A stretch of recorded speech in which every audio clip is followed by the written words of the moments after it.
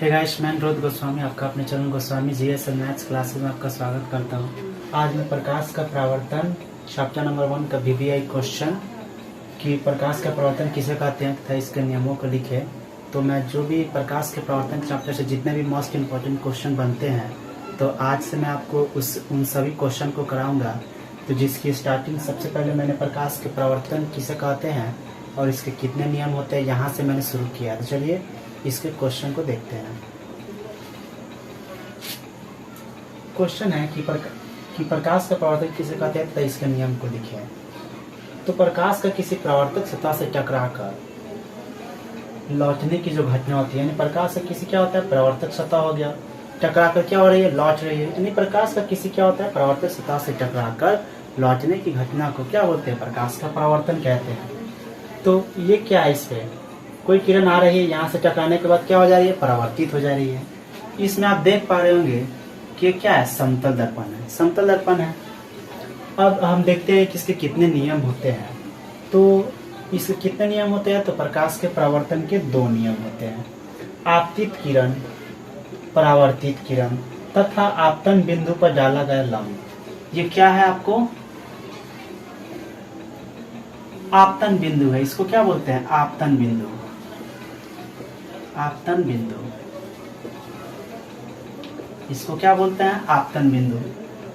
इसको क्या बोलते हैं, आपतन बिंदु। यानी आपतित किरण, परावर्तित किरण तथा आपतन बिंदु पर डाला गया अभिलंब क्या होते हैं, तीनों एक तल में होते हैं, तीनों एक तल में है, ठीक है। आपतन कोण यानी I और परावर्तन कोण यानी R क्या होते हैं, बराबर होते हैं। यानी I बराबर क्या होता है, R। जहाँ पर I क्या इंडिकेट करता है, तो यहाँ पर I इंडिकेट करता है आपको आपतन कोण को, और R क्या इंडिकेट करता है, तो R इंडिकेट करता है आपको परावर्तन कोण को, ठीक है। तो ये रहा आपका प्रकाश का परावर्तन का नियम। ये क्या है आपका आपतित किरण, परावर्तित किरण, ये क्या होता है, आपतन कोण, और ये क्या होता है, परावर्तन कोण, और ये क्या है, समतल दर्पण है, और ये क्या है, बीच वाला अभिलंब होते हैं। तो ये रहा प्रकाश के परावर्तन का पहला नियम, जो कि मोस्ट वीवीआई क्वेश्चन है। लगभग ये 4-5 बार से भी ज्यादा बार पूछा गया है, तो आप इसको देख लीजिए। उसके बाद हम क्वेश्चन अलग देखते हैं, दूसरा देखते हैं।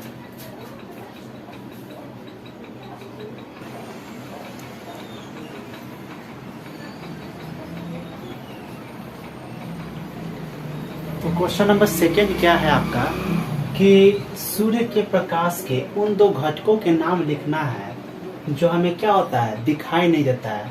तो पहला आपका हो जाएगा औरक्त किरणें। पहला क्या हो जाएगा, औरक्त किरणें।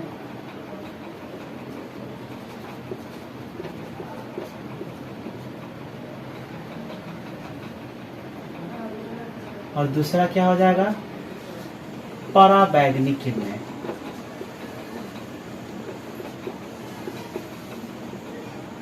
पराबैंगनी किरणें, ये क्या है, 2 ऐसे किरणें, यानी इनके 2 घटक क्या है, यही सूर्य के प्रकाश के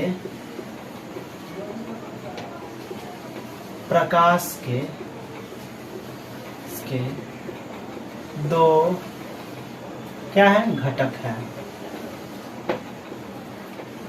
है जो हमें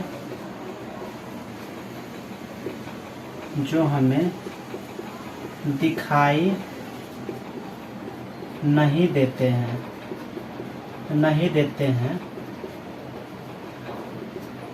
अब आपके मन में ख्याल आता होगा कि ऐसा क्या बात है कि दिखाई नहीं देता है। तो इनकी तरंगदैर्घ्य और औरक्त किरणों की तरंगदैर्घ्य की बात करें तो इसकी तरंगदैर्घ्य क्या होती है, 700 नैनोमीटर से क्या होती है, 100 मिलीमीटर के क्या होती है, 700 नैनोमीटर से 1 मिलीमीटर की क्या होती है, बीच होती है। यानी इसकी तरंगदैर्घ्य कितनी होती है, 700 नैनोमीटर से क्या होती है, 1 मिलीमीटर के क्या होती है, बीच होती है। इसकी तरंगदैर्घ्य की बात करें तो 700 नैनोमीटर से लेकर वो क्या होती है, 1 मिलीमीटर के बीच होती है। यानी आपने पढ़ा होगा क्या, मिली माइक्रो नैनो, यानी मिली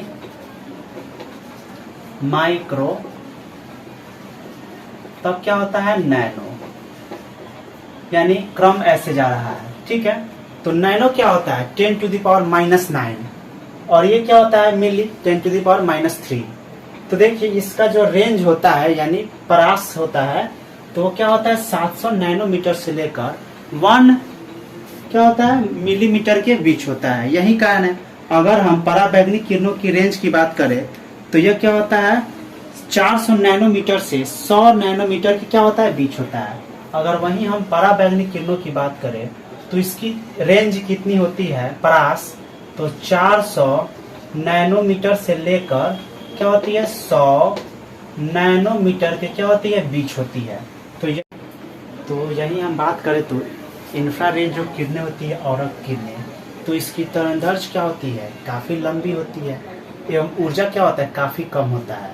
तो एक रीजन हम ये भी मान सकते हैं कि ये जो किरण होती है और किरणें जिसको इंफ्रारेड किरण रेज भी बोलते हैं, तो इसकी तरंगदैर्घ्य क्या होती है काफी लंबी होती है और क्या होता है ऊर्जा काफी कम होता है। तो ये कारण ये भी हो सकता है कि हम इसको नहीं देख पाते हैं। चलिए क्वेश्चन नंबर 3 को देखते हैं।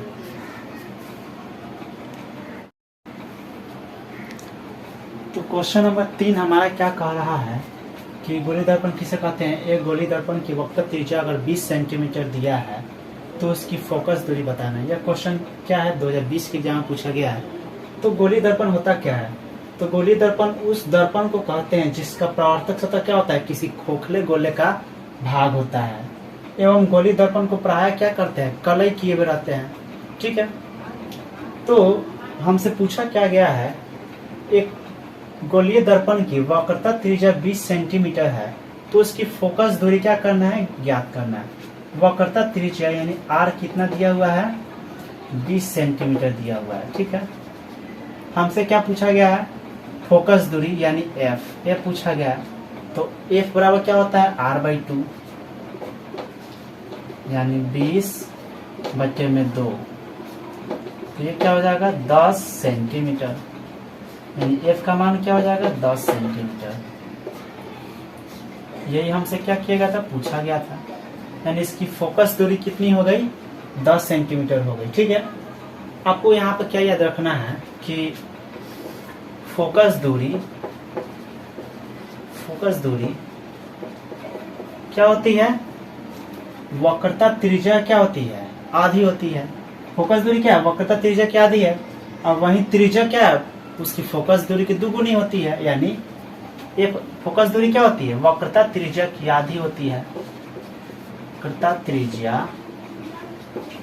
की आधी होती है।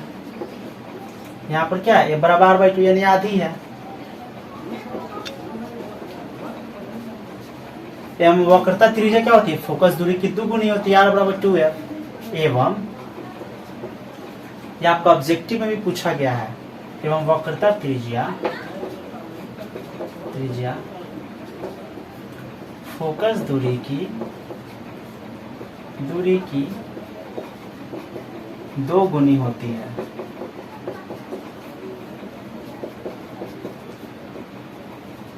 r/2 ये है।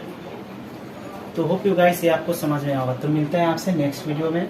ये क्वेश्चन है 2020 में पूछा गया, तो ऐसे ही मैं मोस्ट इम्पोर्टेंट और प्रीवियस ईयर के एग्जाम में पूछा गया क्वेश्चन को मैं लेकर आऊंगा। तो मिलते हैं आपसे नेक्स्ट वीडियो में और ये क्वेश्चन को आप देख लीजिए। एज इट इज आपको ऐसे ही क्या करना है बोर्ड एग्जाम में बना देना है, ठीक है। अब देखिए अगर हम बात करें आपको कहीं ना कहीं इसमें डाउट आ रहा हो कि सर गोलीय दर्पण क्या होता है।